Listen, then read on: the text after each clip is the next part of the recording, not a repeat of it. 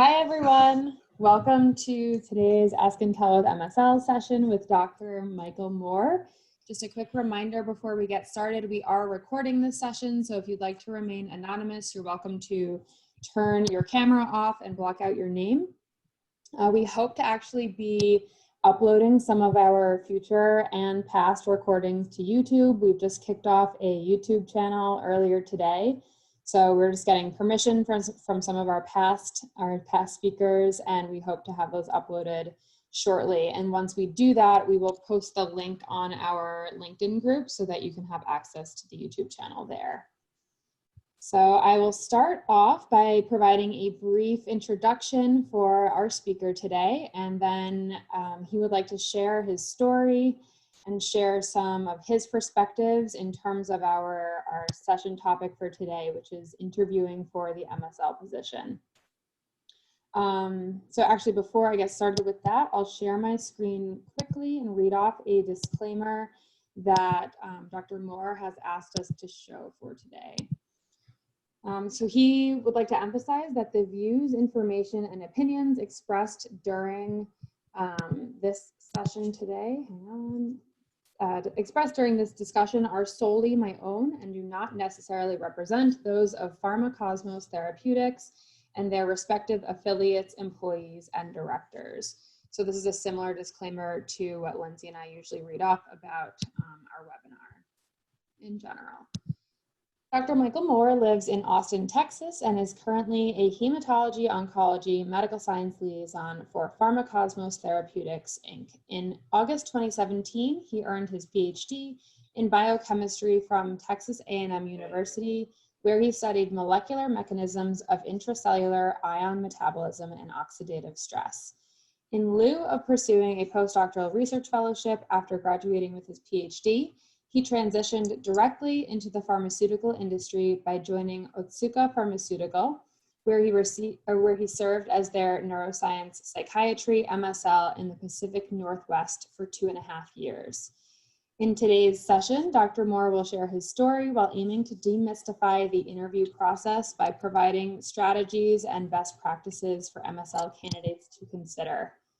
And I just wanted to start off by saying I met Dr. Michael Moore about a month or a month and a half ago now. I reached out to him on LinkedIn, and ever since then, he's just been a breath of knowledge and information and always willing to help out. So I'm also very excited to hear his story today and hear what he has to share with everyone. So with that, I'll turn it over to Mike.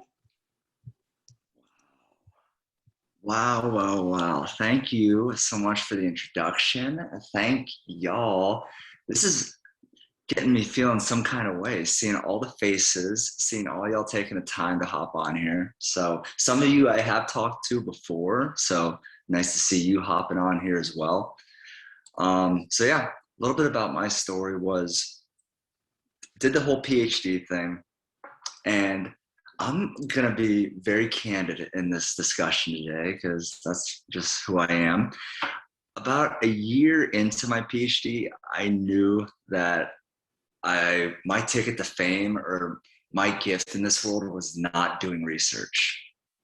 It was not going into the bench, making reagents, preparing cells, prepping the spectrometer, none of that. I hated all of it, if I'm going to be real with you. But I knew that the PhD was something that hopefully if I got that degree, I could at least go in a lot of different ways. So I realized the research wasn't going to be my thing. And so I went through it, kept chugging along, kept, pushing through failed experiments, long nights, data that made no sense. And what happened was by the end of my PhD, I actually didn't even hear about the MSL profession until about a couple months before my defense. And for some of you who I've talked with offline about the MSL profession who've reached out to me through LinkedIn, that story, I probably told all of you that story. So I didn't hear about the MSL profession until I was on the doorsteps of my defense. But what I did know was that despite being a very mediocre researcher, I'm talking very mediocre, I knew the things that I love to do. I knew the things that just was like a shot of adrenaline to me. And those things were presenting research in group meetings, going to conferences, basically talking about the science, but not doing the science. And I don't know if anybody on here is a PhD background, and I see a few heads nodding. So this is what I love about the MSL profession. It's the people that you meet are people that have a similar type of story, that have felt that exact same way. And you're committed to this program, you're committed to your program, and you don't want to pull the ripcord and just, fly away. But this is hopefully going to be some light at the end of the tunnel. And hopefully we can shed some light so that if you do believe this is the career for you, if you do believe that these are the things that you love and that you're passionate about and that gives you joy doing, and that you really do feel like you have a gift in, then this is the career for you. And I'm telling you right now, the pharma industry needs good MSLs, people who can communicate a scientific message to a clinician who is part scientist, part some miracle worker. So you need that bridge between the two. So yeah, I realized all those things. I realized these were my strengths. These are the things that I really enjoyed and loved. And I wanted to take those things initially and be an academic professor, because teaching, right? Teaching is really, I think, the core of what I was looking for. I loved teaching. The problem is that in all the classes that I taught in graduate school, the students just didn't seem to care. And that it just disenchants you a little bit. It just kind of takes the wind out of your sails when somebody's studying something. They just want to go to med school. They just want to go to pharm school. They want to go to vet school, and they don't really care about your class. So when I found out about the MSL profession, I was doing some late night soul searching on the internet, and I found a blog that was written by, I don't know if any of you have heard of this person on LinkedIn, or maybe have even talked to him, but his name's Yuri Kliachkin. Okay, I'm seeing a few head nods, but he wrote a blog on Cheeky Scientist that was pretty much like an overview of what a medical science liaison is, what are some of the skills that they need. And it's a very broad overview, but when I read that and I went down that blog, I seriously had to pinch myself and say, there's a job like this, number one. And two, yeah, companies are willing to pay somebody to do that. They're willing to pay somebody to travel, stay up to date on the most cutting edge advances in medicine in a specific therapeutic area. And you are getting paid very handsomely to talk to the most intellectual, influential leaders in a certain medical field. I was like, that's unbelievable. That's like a Christmas list of a career that I've always wanted. And the stars aligned, the clouds parted, time stood still. And then I was like, all right, I found the thing. I found a job that everybody I mentioned it to were like, what is that? All right. What is a medical science liaison? And it's going to actually surprise you. I just got back from a conference in Mississippi, and the medical profession, most of them don't know what medical science liaisons are either. So this is a position that, even though it's gaining traction, there is, a gap there in terms of what is it? What is an MSL? So once I realized I found this career, the next question was, how am I going to get it? So my number one thought was, I need to know what this job really is. And reading a job description, reading a blog, that is not going to suffice, right? What does it mean to build a relationship with a KOL? What does it mean to, interact and disseminate information to the healthcare community? What does that actually look like? So what I realized was I need to talk with real MSLs. So what happened was I graduated with my Ph.D. from Texas A&M, August 2017. And some of you, depending on your situation, you have to go with the cards that you're dealt. With my situation, I graduated and I put all my eggs in one basket, and I stayed unemployed for 6 months, from August to about February. And for those 6 months, I did nothing but polish up my LinkedIn, polish up my resume, and just send out cold messages to MSLs on LinkedIn. So, and I'm at my now wife's family's home, living rent-free with her. Her mom's cooking me authentic Vietnamese food as I'm just trying to get this dream job and hoping that it's going to work out. And in those 6 months, I was able to talk to about 150 different MSLs from various companies, some big, some small, all different types of therapeutic areas.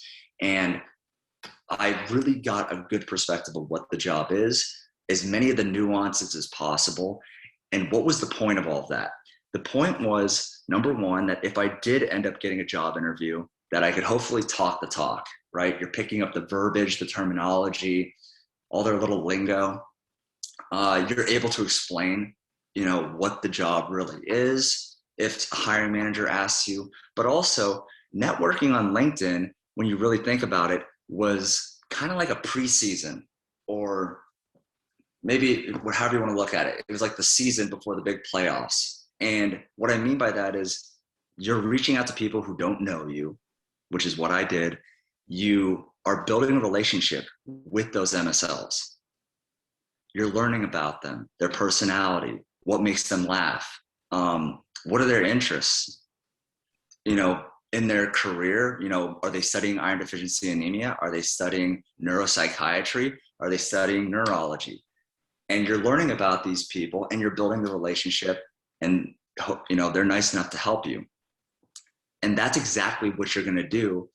Hopefully all of y'all who are on this call who know that this is the career for you, you're going to be talking with MSLs, you're going to be meeting with them, you're going to be building the relationship. And then when you get the interview, which is what we're going to dissect here in a bit, when you get that interview and they say, we're going to give you the job, what do you think they're going to expect? They're going to expect you to start reaching out to people that you have no clue who they are. They've never met you. They've never heard of you. And the company is now expecting you to build that relationship. That is the number one key that I can give all of you in terms of leading up to the interview. How do you prepare for the interview? You prepare for it by networking. And I never liked that word. Just always thought it was cheesy. I always thought it was cheesy, the old saying of it's not what you know, it's who you know. But really, if you're talking about the medical science liaison career, this is a relationship building profession. And in order to do that, you need to sharpen your skills of interacting with people. So talk to MSLs, send out a bunch of cold messages. And if you send out 20 and 19 of them ignore you, but one of them answers that and says, hey, Renee, hey, Lindsay, I'd love to hop on a call with you. Ride that till the wheels fall off. So that was my story. I put all my eggs in one basket, 6 months doing absolutely nothing, just talking and interviewing MSLs, learning from them. And then what happened is I had gotten an interview with a contract company.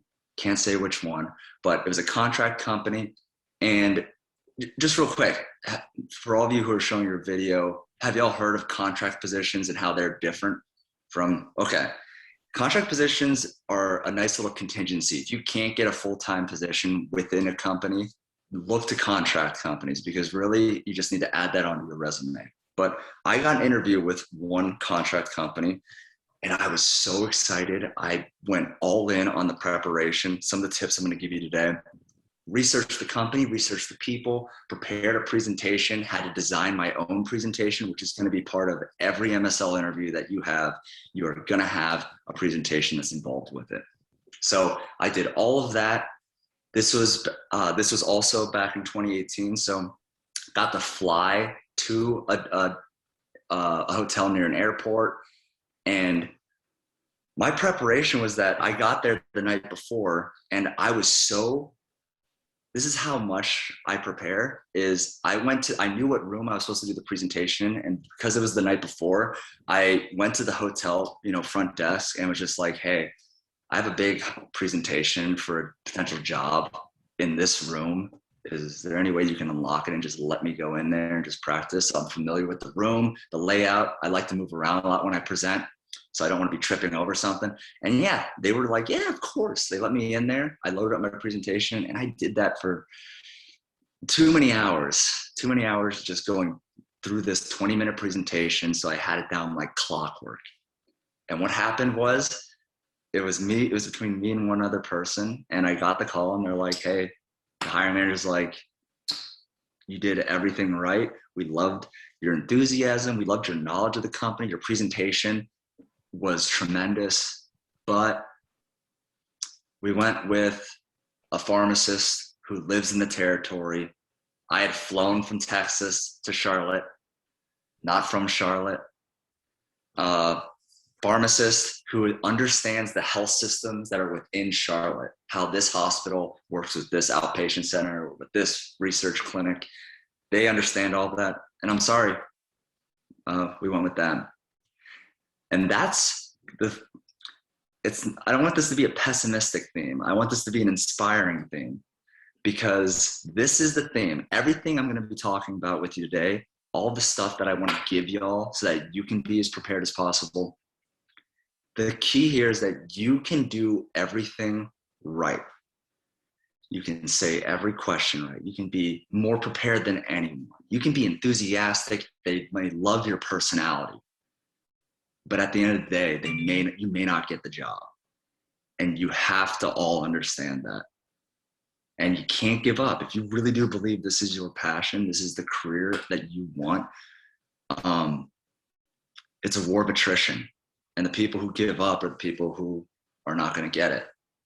So that's my story. After that, after I got heartbroken that I didn't get that opportunity, somehow through serendipity, one of the people, it was a lady that I had networked with, and really it was it was supposed to be a 15-minute conversation with this lady, the first conversation. And at the 15-minute mark, I do the whole, hey, I've taken up too much of your time. Like, I would love to keep in touch. And she said, you know what? Like, it's really fun talking with you. Like, I can make some more time. And that conversation turned into a 2-hour conversation. And we just kept going and rolling with it. And that lady knew that I had that interview. She was an MSL, senior MSL. And I told her, hey, yeah, I did the interview and just didn't get it. And she said, bummer. That sucks. But I got some good news. Somebody on my team just got promoted in-house, meaning their position's vacant. Send me in your resume. And, I'm super close with my manager, who's going to be the hiring manager for this position. And this lady, at my lowest point, where I'm like, I did everything right. I got great feedback, and I didn't get the MSL position. This lady throws my hat in the ring. And that internal referral, just to give all of y'all an insight, the internal referral is going to guarantee that you get invited to the party. But once you're at the party, that internal referral means nothing. It's going to be up to you, because you're showing up at the party. Now you have to woo the host and everybody who lives there. And you have to woo them to the point that they want to give it to you. The internal referral is not going to guarantee anyone a job. It just guarantees that your resume doesn't get thrown in a waste pile or shipped off into a black hole. All right. So that's how I ended up at Otsuka. That's awesome. I really enjoy too that you are keeping it real, keeping it just kind of down to earth, because like you said, you can do everything right, but that doesn't mean you're going to get the job. And you can get the internal referral, but that doesn't mean you're going to get the job. So it's definitely important and refreshing to hear just an honest perspective, instead of someone saying, do X, Y, Z, and you're in, because that's obviously not the way it goes. It's not.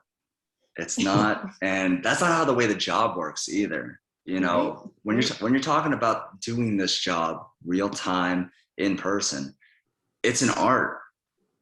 Relationship building is an art. There is no cookbook on how to build a relationship. you have to figure it out by doing it and practicing it. That's why the networking is so important. You get used to talking with somebody that you have no idea who they are, and you go from there. And then when you get in that interview, you use just your personality that you've been working on, socializing, and you just flex that in that interview.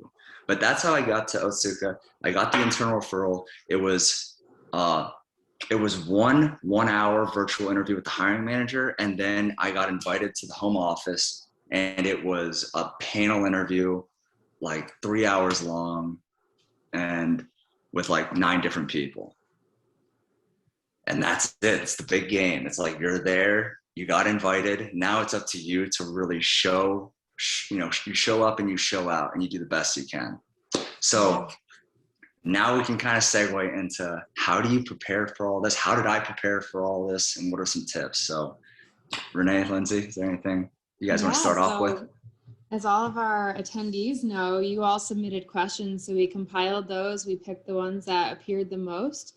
And so we've sectioned them off a little bit into a couple different sections: preparing for the interview, and then what do you do once you're there? And then a couple specific questions about the actual clinical paper presentation, which as Mike will tell us, comes up in every interview. So I think the question that we found was most frequent in terms of how do you prepare for the interview was along the lines of, how do you efficiently or effectively research a company when you're preparing for the interview? So what are the things that you should definitely know? What are those must-haves in terms of knowing about their products and their drugs, about the employees at the company, the research that they're doing? What can you say you focused on most when you were preparing for your interviews?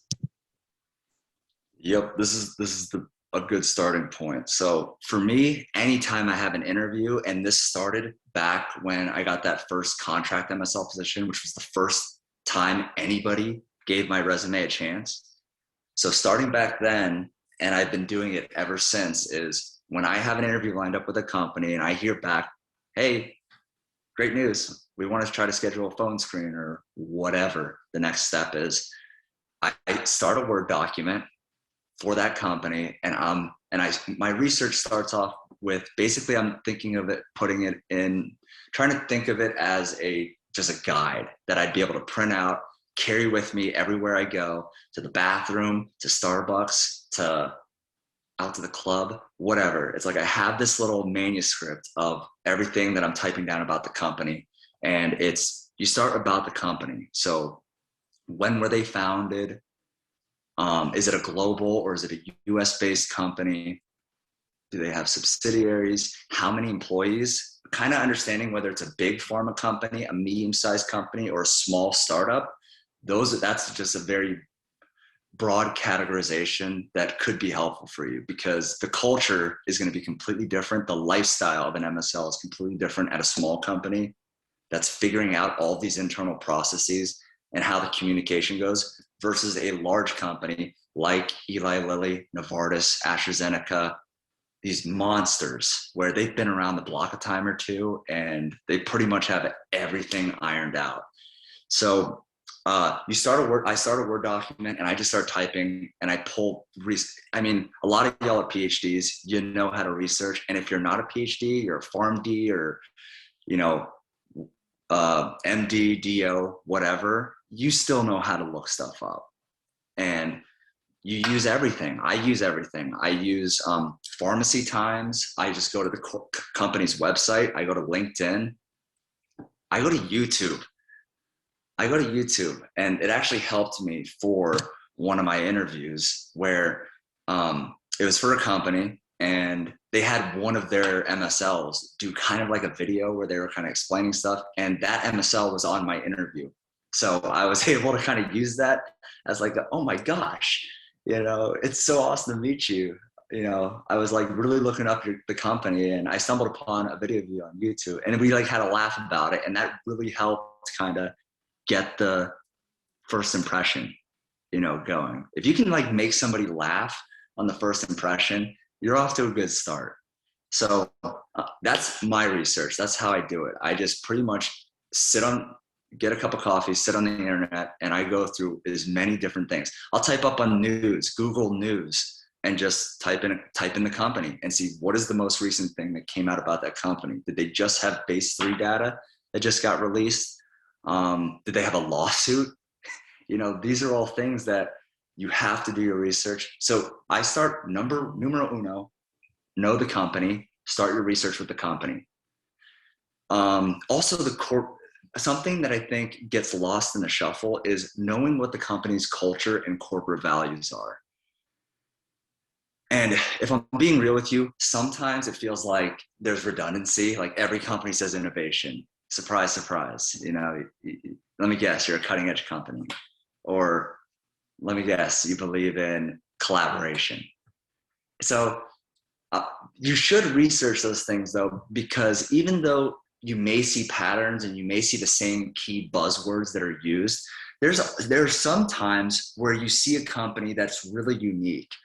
I remember there was one company that I interviewed for, can't say which one, but there was a company where they had a corporate value where it was something about laughter. And I'm like, and I mentioned that in my interview, and you bring it up very organically, but I think I brought it up in just kind of, you know what, like out of all the research that I've done, after all the interviews that I've done, you're the only company that I've ever seen that under a corporate value, you put laughter or it was some derivation of that. And then I just asked them a question like, so like, you know, in your experience being with the company, you know, how much have you laughed? Or, you know, how much fun have you had? Can you give me an example? And they were impressed that I'd done my research, that I knew that was something that was very individual to them, but also, and they liked it because they knew that made them unique as a company. They were looking for people who did their diligence, but also gravitated to, yeah, we don't like to just work our butts off. We like to have fun. You know, if we're going to be on an hour or 2 hour Zoom call, might as well laugh a little and like loosen up, you know? So things like that, you should know the company. Those are the basics. You have to. Also, obviously the products, the science, are they FDA approved? What stage of research are they in? And then aside from the company, you have to know the people that are involved in that company. So just kind of know, you don't have to memorize everyone in that hierarchy's name, but maybe know the CEO or the president, maybe know like the chief medical officer or the chief scientific officer, since, you know, when you go vertically, the MSL will ultimately get up to chief medical or chief scientific, however the company defines it. And go on LinkedIn to see if you can find who the MSL team director is, who is the medical affairs director. So those are two different things sometimes, depending on the company, depending on how big it is, there's more roles there. And then aside from knowing the people at the company, you have to know the MSL position, which all of you should do. If you get to the interview stage and they're saying, we want you to start talking with people, if you can't explain the MSL role, and if they're asking you questions about the MSL role and you say, I don't know, you just lost the interview. I had a mentor when I was preparing for the Otsuka interview. I had a mentor who said, your job as somebody who has no MSL experience, if you get to the stage where they're bringing you in for interviews, your job is to make the interviewers sit back and say, do a double take, look down at your resume. I thought he said he didn't have MSL experience. How does he know that? You want to make them forget for a moment because you're so knowledgeable. You're so in tune with what this profession is and the nuances, the X's and the O's of it. Be prepared for hypothetical questions. Considering that is going to be your biggest weakness, is that you don't have MSL experience. But your job is to convince the interviewers that, wait a minute, I thought this guy didn't have MSL experience. That's what a mentor told me. And if you can keep that going, and if you can keep that confidence up and that enthusiasm, that's a huge victory that you're trying to pull off. So that brings me to my last thing that you have to research. You have to know yourself. You have to really do some introspection. You have to have some stories and anecdotes prepared so that you can pull them out like ammunition. You know, when you're in that interview, you need to know what you're good at and what your weaknesses are. There's a question on here that we talked about, or that we're going to talk about probably, about how do you answer strengths and weaknesses. Everybody, almost every interview I've been in starts with tell me about yourself. So you need to have all of these things prepared. You need to do your research on yourself, and you need to write these stories out so that you can recite them like clockwork. So that's research 101. The company, the people, the MSL position itself, and you need to know you and all your stories. Yeah, I think that's really good advice. I've heard a lot that, you know, you go into an interview and you can't answer even just basic questions about the company. I mean, that's a pretty big red flag. They're going to think that you don't really even care to be there. So 100%, Lindsay, 100%. And you can, when it comes to like, if you can definitely drop in the information proactively, like if you can proactively drop in something about the company, you know, just even at the beginning, like maybe we hop on and it's like, Lindsay, you're the hiring manager. And I'm like, hey, Lindsay, like, yeah, thank you so much for taking the time, you know, and just like, I'm just so excited to, one, learn more about the company. You know, I know that you guys just got your phase 3 data, you published it, and then you actually presented it at ASH. And, you know, I'm just super excited because my background just really aligns with this. So I'm really happy we have a chance to talk. Just if you can proactively do it and you can really throw it in there, it's like these things are going to, again, make them forget, like, you don't have the experience. They forget it because their impression of you is so strong. Cool. I think you answered a lot about prepping for the interview. So we're going to kind of just transition into during the interview. And I think, like you just mentioned, a big question was, how do you answer that strength and weaknesses question? And kind of building off of that, a lot of people feel that their weakness is having a lack of clinical experience. So maybe if you could touch on that a little bit, as well as how to answer the strengths and weaknesses question. Yeah. This one took some mentorship. And so my knee-jerk reflex when I was like starting to do this was I was too candid. So I had a mentor who was like, whoa, like, let's modulate that a little bit. So I guess my strategy for answering a strength and weakness question is be strategically honest. Try to really think about what it is that you struggle with, and then ask yourself, okay, if I were the hiring manager and I heard that, and out of everything that I know about the MSL position, is that a mortal sin that if I heard that, I would be like, ugh. So if I say, yeah, you know, my strength is, you know, I'm just super, you know, I'm able to communicate science in a really good way, but, you know, my weakness is, you know, I don't collaborate well, or, you know, I'm kind of a lone wolf. I kind of like doing my own thing. And like, if collaboration kind of slows things down, like if you're saying things like that, you just have to think about it from the perspective of the hiring manager. If you heard that, would you want somebody? So think about what is a weakness that is very honest about who you are, that isn't going to be a deal breaker.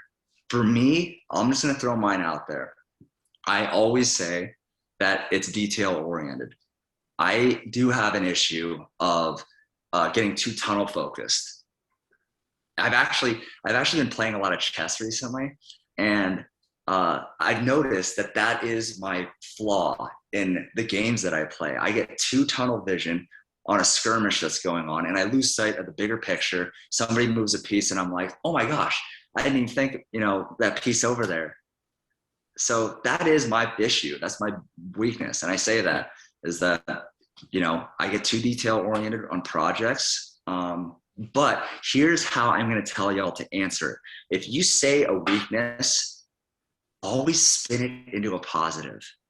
Always spin it into a positive. So how would I do that in the interview? I would say, yeah, if I'm being honest, I get it. I have a penchant for being a little too detail focused when it comes to working on projects. If I'm working on a presentation, sometimes I get lost looking at the references. I go from one reference to another, and now I'm down this rabbit hole and I haven't made progress. But what I've done, knowing that that is my weakness, is that in my projects, I set up timelines and I set up reminders that I need to hit a certain progress by this time, and that keeps me honest. Or maybe I make this very transparent to my manager that I have an issue with that. So maybe the manager, I communicate that, and the manager sets up check-ins to see how I'm doing. See how you have taken a weakness, but you've sprinkled on the positivity. You've sprinkled on, you haven't left the story at the low point. You brought it back up so that there's a redeeming sort of, I'm working on it and I'm aware of it. And then when it comes to the strengths, really think about it. Think about what makes you unique. I think those are really good points. And actually, in a recent interview, someone who was interviewing me actually framed it that way. They said, can you think of a weakness that you are able to turn into a strength? Or can you think of a weakness that you are tackling right now that can one day become a strength? They actually framed the question that way. So I think to encourage people to plan a response may even get ahead of their question if that's not exactly what they ask. So interesting. Very or maybe interesting. They're catching on. Maybe, yeah. Hopefully they're not on here watching this. The secret's out. But yeah, and then when it comes to your strengths, really do think about what it is. Is it communication? Is your presentation skills? Is it collaboration? You know, your strength is that you can empower others, you know, so that they achieve their best. Mm-hmm. Whatever it is, you know, and you have to be confident when you're presenting that. Again, that's part of the research of knowing yourself. You should know, this is what I'm good at. This is what I need to work on. Definitely. So aside from those kinds of questions, do you feel like across your several interviews, you heard sort of the same question over and over, maybe one that you weren't necessarily expecting, such as the strengths and weaknesses question? Yeah. My advice to all of y'all is because I recently actually helped a good friend of mine make the transition. He was a clinical pharmacist for the past 4 years and got tired of pharmacy like a lot of pharmacists do. And he knows that I'm an MSL. So I actually coached him and got him through to his first job. The things that I focus on with him was that the 4 questions, there's about 3 or 4 questions that are almost going to be guaranteed, or that you need to have these responses down so that you can recite them from memory almost, just like the Pledge of Allegiance or whatever song that's stuck in your head. The 4 questions are: tell me about yourself. You need to have a captivating story. Do not just read the resume and go, yeah, so, I'm a Ph.D. biochemist. I graduated in 2017 from Texas A&M. I did my research on blah, blah, blah. Do not do that. You have to think of it like a creative writing, prompt. Tell me about yourself.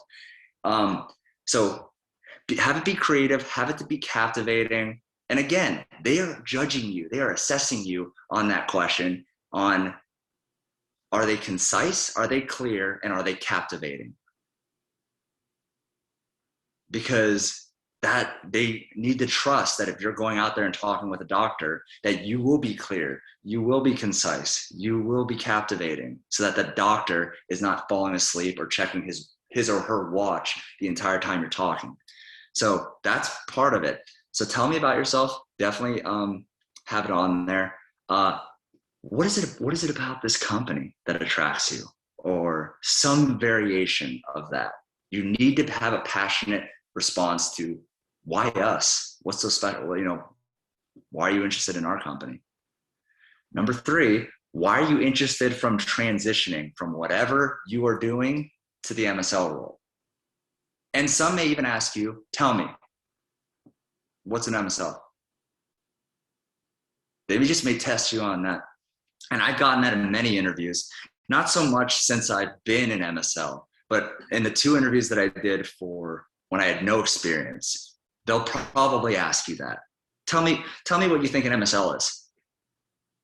And you're gonna have to give a spiel about what the MSL role is. Now, I'm gonna give you a peek behind the curtain on the other side of why that's important.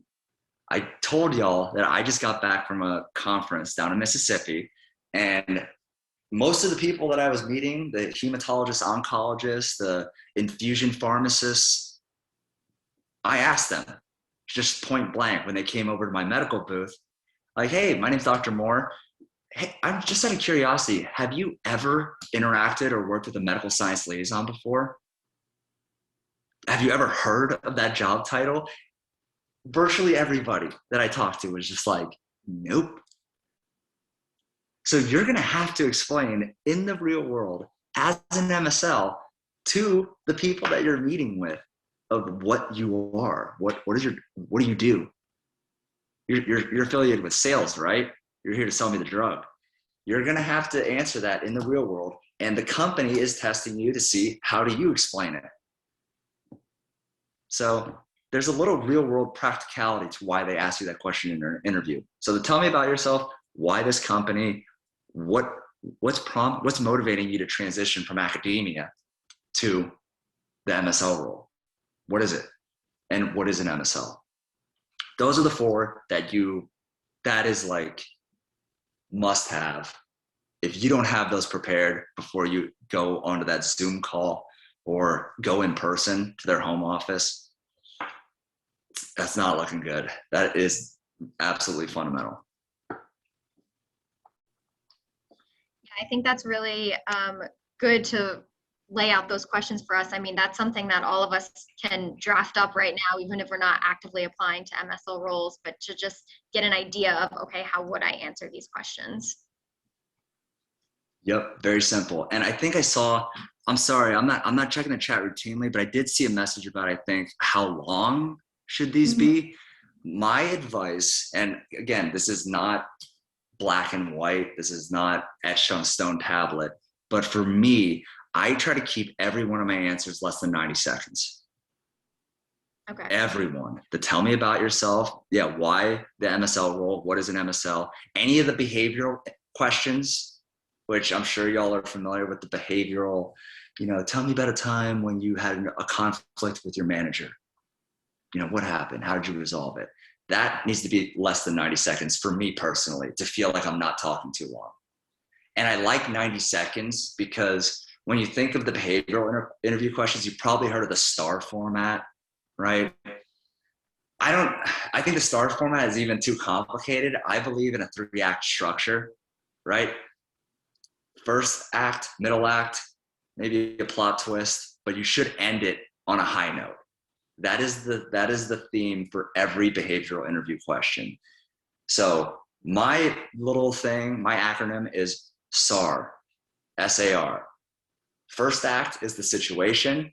Middle act is what did you do? Third act is, and we all rode off into the sunset and it was a happy ending. That's how every one of your questions needs to be. And I like a 3-act structure because it's 30 seconds, 30 seconds, 30 seconds. Yeah. That's just me. Yeah, that makes a lot of sense. That's a good way to think about framing these answers. All right, so I think we will move on to the actual presentation. I know we got a lot of questions about that. I think to start it off, if somebody is asked to present on a topic of their choice, what do you suggest? Do you think that you should stay inside the therapeutic area, outside of it, related to the company, talk about your own thing, etc.? Yeah, again, this is not going to be black and white. There's going to be a spectrum here. So I think my basic answer is you should present on whatever you feel most confident. If you think that you can present on that company's data and you can be confident doing it, and time is always a factor on all of this, y'all. Sometimes these companies don't give you much time to develop your presentation and get it up and running. So all of these things have to be considered, but I think the base message, the take-home message is I would recommend that you choose a topic that you feel that you're going to be confident, you're going to be poised, you're familiar with it. It's just because you want to bring your A game no matter what, if they give you the option. Now, there's a spectrum of, there's the safe conservative route where you do something like most PhDs will want to present on their research. And if that doesn't align with the exact therapeutic area, the exact disease state that that company has some type of medication or some type of product that's getting pushed through the pipeline, if it doesn't align, it's a safe choice because you're 100% confident in it, because you're going to probably know it better than anyone, but it's not going to, your reward is going to fall down. So it's risk reward. That's much safer, but you can't really impress them as much. Versus on the other side of the spectrum, if you choose their topic, their data, one of their pivotal trials that got the FDA approval, and you go in there and you nail that presentation, the ceiling is a lot higher for you.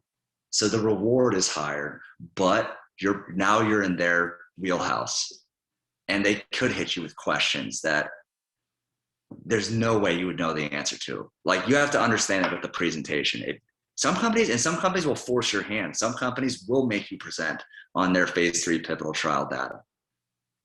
And they will test you in that and ask you impossible questions that you will never know the answer to see if you dig your heels in and try to make up something on the spot, fabricate something just to, make it less awkward. Or if you have integrity and you say, you know what, out of all the research I've done, I don't think I came across that answer, but if it's okay with you, I'd like to look into it and get back to you. That happened to me in my one of my interviews where they asked me about norepinephrine receptors, and my research did nothing with norepinephrine. It did nothing with psychiatry. I knew about as much as, the average person. And they asked me about norepinephrine, and I was like, yeah, no idea. But is it okay if I get back to you with an answer? And in my thank you email that I sent after that interview to that person, I included the answer with the reference. So that's totally acceptable, y'all. If they hit you with a question and you don't know the answer, just say you don't know. Ask if it's cool. You can look it up, because maybe they're asking just to see if you said no, but they don't care about knowing the answer. So ask them, would you like for me to follow up with you, once I find the information? And just go with what they say. But choosing the topic is a tough one. There's no really right answer. Choose whatever you're most comfortable with, but know that if you're choosing something that doesn't align with them, that is of no interest to them as a company, you may bore them and you may not impress them. But yeah, you have to ask yourself, is that worth the risk of making a very bold move and choosing their product, their data? But if you do that, I'm telling you, you will wow them. You will wow them if you do that. So that's your options. Yeah, I think that's great advice and definitely a tough decision to make. I remember somebody once, in talking to me about how to prepare for interviews, said, nobody finds your PhD research as interesting as you do. So just kind of keep that in the back of your mind. If you can tie it into the therapeutic area, I think that would be a really great way maybe to kind of combine the two worlds. But as you said, I think it's definitely a choice that you have to make in terms of what you're most confident with. So that's really great advice. Yeah, just go with what hand you're dealt. If they give you 2 weeks to prepare, if I was mentoring any of y'all, I'd say, honestly, do you think you can learn that in 2 weeks? Like, it all depends on how much you're working, and how much you're willing to commit. So yeah, I would just ask, do you think you can do it? And if so, then find yourself a good mentor too, y'all, to help you with the interview. This is why the networking is also important. If you do get an interview, I immediately hit up mentors And I'm like, hey, like, can you do a mock thing with me? See how my answers are. See how my camera presence is. That's all about the preparation for the interview, especially now that a lot of it's virtual. So, the virtual interviewing is a whole nother world. So a few people have been writing in the chat and also from questions submitted on the registration, actually about how to structure the presentation itself.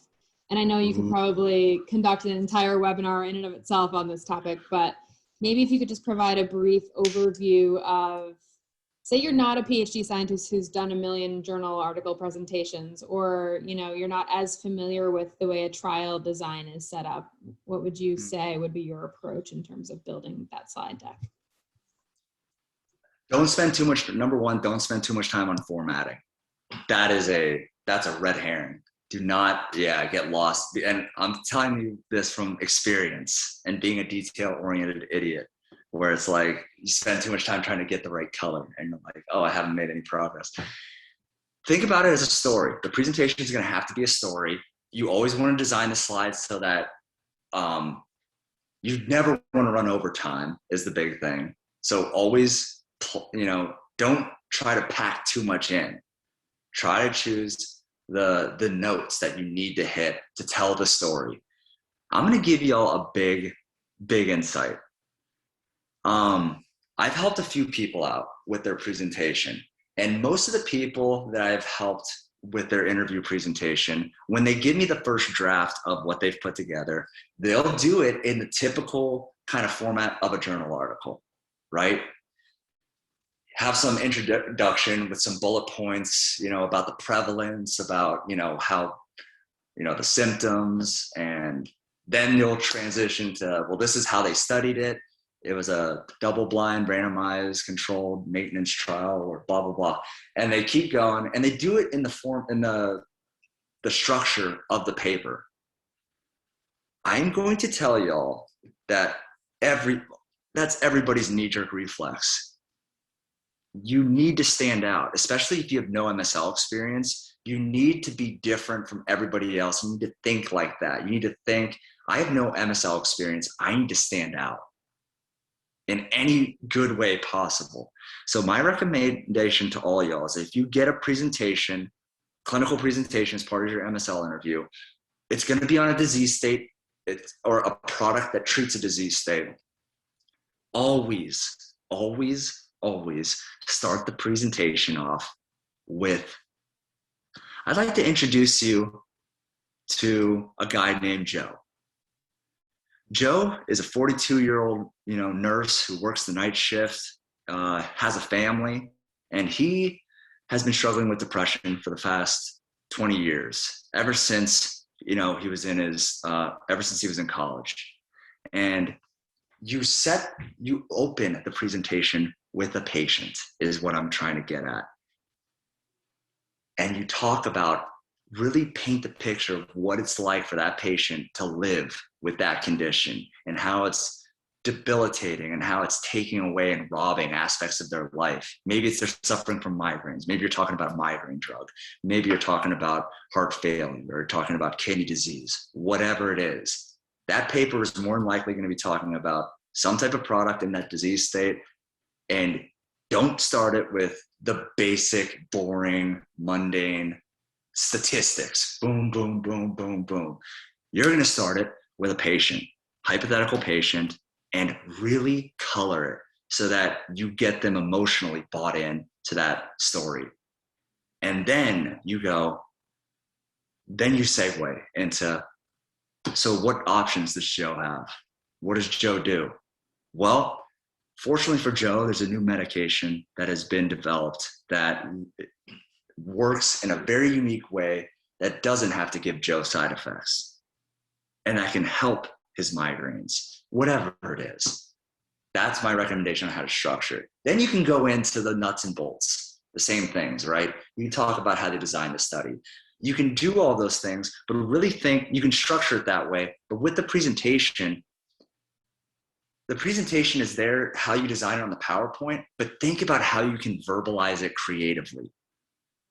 how you can, yeah, explain a double-blind randomized placebo-controlled trial. How could you explain that differently? That's interesting to somebody.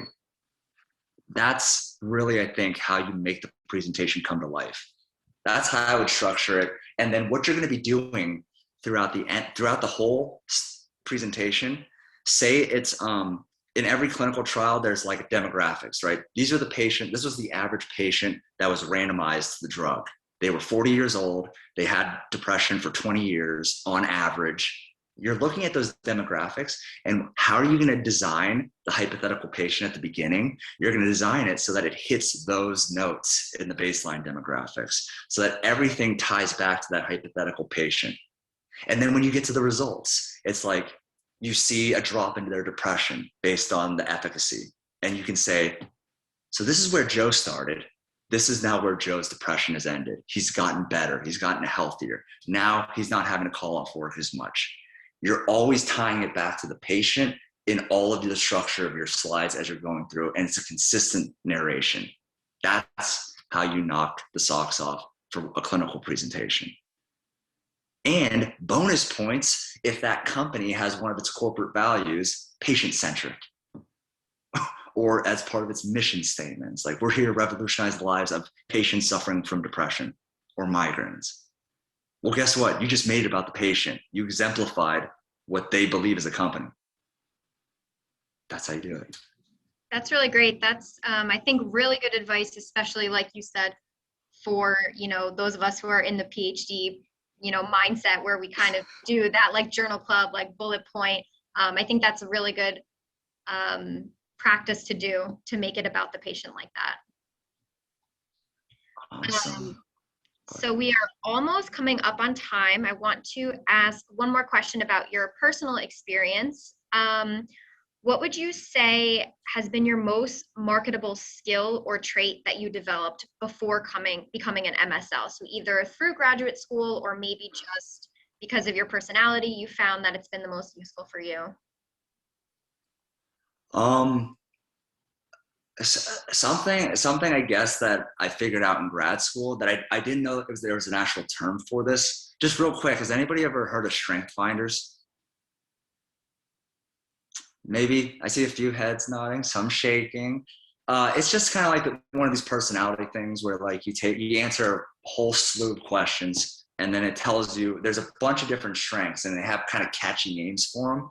But I think the most marketable trait that I have that I've been very comfortable with, that I really saw kind of take off in grad school, was winning over others.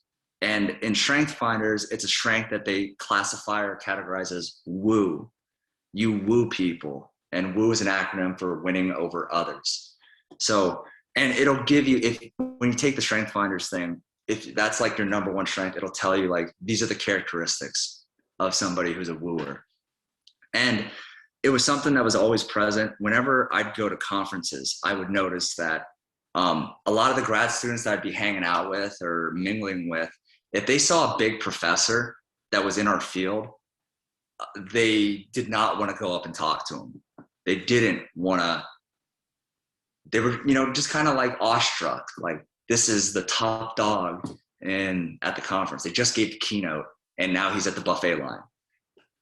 And for me, it's like, I love that opportunity. I'm like, he's just a guy or she's just a woman, she's going through the same things that most humans are going through.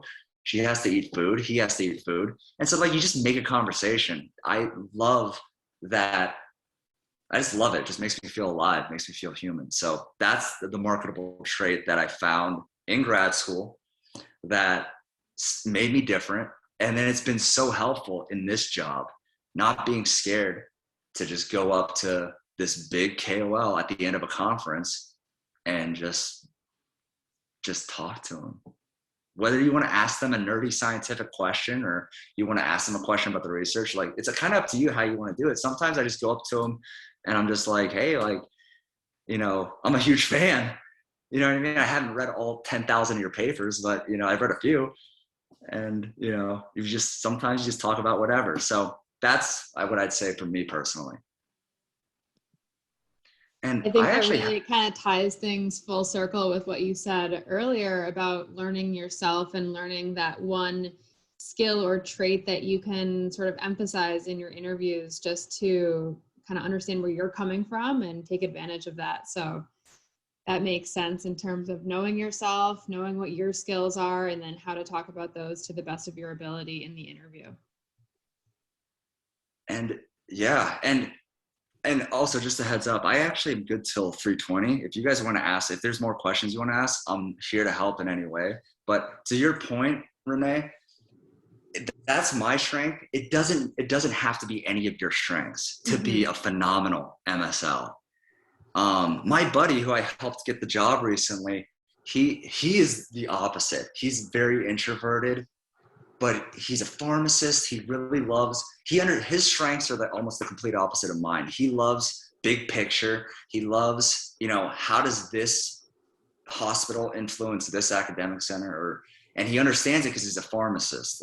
Very different from a PhD background. I know nothing about health systems, health insurance, all of that stuff. So you don't have to be a wooer to be a good MSL or a stellar MSL, but it is just knowing who you are and knowing that you can leverage these skills in any way. There was an MSL that I went to a conference with back in the day, and her and I were sitting together taking notes during all the lectures and everything like that. And there was a big KOL and we both were in the same therapeutic area. She worked for a different company, and there's this KOL that overlaps with both of us. And I'm like, and he just gave his lecture, and I was like, hey, you want to go up to me and talk to him? And she looked like, ghost walked in the room. She's like, no, what? You're just gonna go up there and talk to him? And she's like, I'm just gonna send him an email, at the end of the day. And I'm like, sure, I'm going up there. We can go together. And she's like, no, it's okay. And I'm like, all right, well, take care. And I just went right up there and had a great conversation with this guy. He ignored all my emails prior, but he answered my email after we had that chat. So know what your skills are, know what your strengths are, be able to answer those in the interview, and just know that, all of y'all have unique skills and backgrounds. So really lean into them and convince that interviewer that you could be an asset to their team. And again, how we started this off was, you can be, I think the quote is, you can be the most delicious peach in the entire world, and yet there's still going to be people who hate peaches. So be yourself, know yourself, do everything you can control the controllable during the researching process. Get that kind of guide to the company printed out on that Word document and do your best. But if you don't get the job, it's not because you did bad. It's not because that, you just bombed. And maybe it is because of that. Maybe it is. But you're going to get better through these interview processes. And life, I just can't say this enough. It's just, you will get to a place, if you really do believe this is the position for you, keep at it, keep learning, and your opportunity will come. I thought when I got turned down for that contract role, I was like, this is it, I'm done. That was my only opportunity. No other company would even do a phone screen with me, and I didn't get the job. And it will work out if you stick with it. And you have good mentors. Find good mentors who are in the profession, who are there for you, who can give you direct feedback, that are going to make you better. They're on your team. It may hurt hearing it, but I've had feedback that's like, dang, you're right. I guess I do that. I do tend to ramble. I do tend to talk a little too long-winded. And you need to hear that to get better. So that's my feedback. That's my, I guess, closing thoughts. Unless you have other questions, yeah. Well, we have one question that we always like to ask every speaker to wrap up this session. And I think you've talked about this a little bit, and I also know that you didn't know you wanted to be an MSL until you defended your PhD and you figured that out finally. But say you had known that you wanted to become a PhD, is there anything that you would have done differently or that you wish you would have known before you started your all eggs in one basket preparation? That's one There's a little nugget lot. of advice. There's a lot. I mean, one, first, I'm just super impressed, Renee and Lindsay, that you both have come up with this type of webinar, interactive webinar series where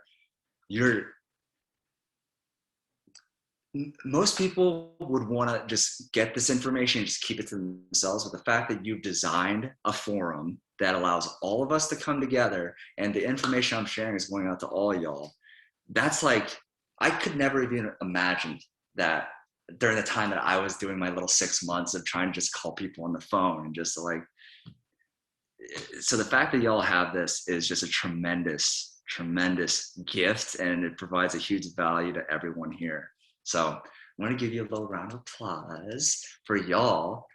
I wish I had, something like this back when I was in the PhD, that I could hop on LinkedIn and I could just say, yeah, I could learn about this. I think what I wish I would have known earlier is how important relationships are in getting anywhere in life.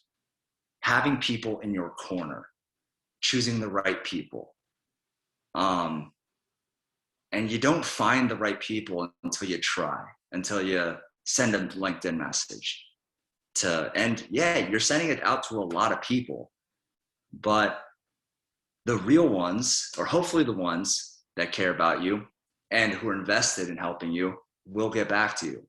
I would never have I think there was a question, I think that was, like, do you think you would have got this position without any contacts or any connections within the industry? I would say, I don't want to say it's impossible, but it's exceedingly improbable, because I wouldn't have gotten my first job at Otsuka if it wasn't for the countless amounts of hours that I talked to different MSLs to help me understand what they do, the nuances of it, the challenges, the good things, the things they find rewarding. And if they wouldn't have did that, I wouldn't have been prepared to go into that interview to talk the talk. That's why, if you ever hit me up on Instagram, LinkedIn, I don't do Facebook, I don't do Twitter, but if you do any of those things, reach out to these people, try to get to know them, and find good people. I really wish I would have learned that earlier, because I always wrote off, that's so stupid. It's not what you know, it's who you know. It's obviously what you know. If I do well, or if I do really well in my PhD, that will determine. Not, I just got to know this person better, and that's going to help me. So really don't underestimate networking. Just don't. The MSL world, what you'll all hear is that it's a small world. So be mindful. I'm going to give you some more advice. My manager, when I first joined, right out of my PhD, one of the first pieces of advice she said is that now that you're in this, you need to be mindful of your brand. And I'm like, well, what does that mean? And she's like, she's been in the industry for, God knows how long. And she was just like, any person that you talk to, you need to be thinking about, well, how do you want them to feel about you? And that's what each of you have to kind of think about, of any person you're networking with, any mentors you're looking for, anybody from a company, doesn't matter if it's the custodian or if it's the front desk person, whoever, you are leaving a positive impression on them. That's I guess the big thing that I would say, that I wish I knew earlier. Think about your brand. Think about how you want people to, when they think of Renee and they think of Lindsay, what do they think of? Positive, enthusiastic, puts me, they just put you at ease. That's pretty much it. So think about those things. Yeah, it's really great advice. There's tons of messages coming into the chat. I don't know if you've been seeing them pop up, but so many people are rattling off. Thank you so much. You're such an inspirational speaker, such an informative session, and I definitely agree with that. You've shared many amazing insights, and I think reaching out to people, as you've said, has helped Lindsay and I just meet more people and meet awesome speakers like you. So we'll definitely try to keep up this initiative and keep inviting some people with really great advice. Yes. Thank you so much again for this opportunity. It was awesome to see some of y'all's faces. Please, yeah, reach out. LinkedIn is a little tough because from doing some of these, it's like you get kind of flooded. If anybody is also looking for virtual interviewing tips, I just wanted to plug real quick that I did a panel interview with 2 hiring managers. So 2 hiring managers plus myself to represent kind of the candidate's perspective of doing virtual interviewing during COVID and best practices kind of strategies. That's on YouTube.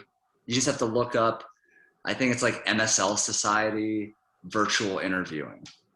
Okay. And it'll be one of those on there, but you can get some good perspective and hear from hiring managers what they're looking for, Yeah, we can actually try to post that link on our LinkedIn group. That'd be really neat. Yes, but yeah, please reach out. I'm here to help y'all if you really are passionate about this. If you get an interview, please hit me up. Thank you so much, Mike. This was awesome. Yeah, this was really great. I think everybody appreciated all the insight and energy and passion you brought. So I think this was a really good session.